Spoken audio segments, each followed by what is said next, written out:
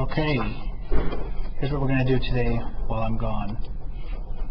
You're going to go to browser, and you're going to paste in this bit.ly link that the sub will provide for you, which will lead you to this Google spreadsheet I made, and it's on section 7.2, sampling distribution. What I've arranged to do is have it generate a random number between 0 and 9. I've created 30 for you. You can always generate more. Just take this blue box, drag it down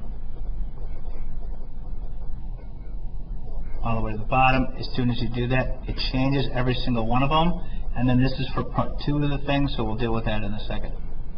So what I want you to do with each of these numbers now is,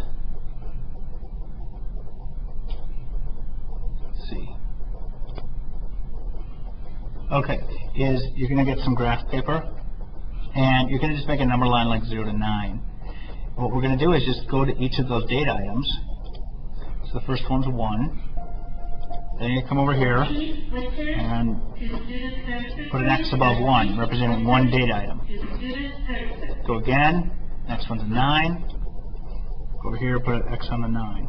And you're going to do this over and over again. In fact, what I would do is put the number line way at the bottom of your paper, and then put your X's going all the way up across your paper. You might have to use the spreadsheet,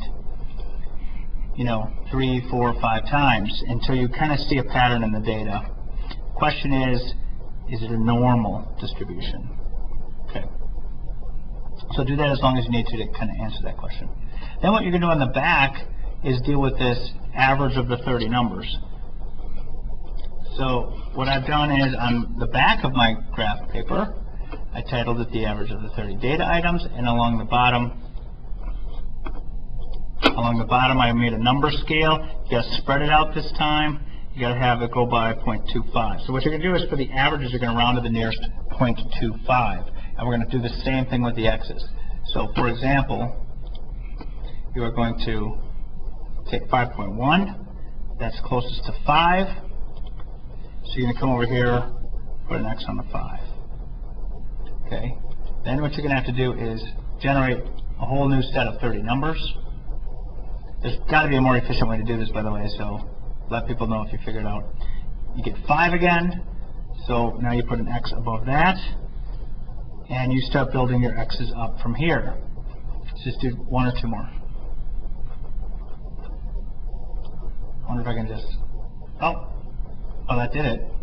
4.7, that's closest to 4.75, so that's 4 3/4, that goes right here. And then do it again. Can I do that again?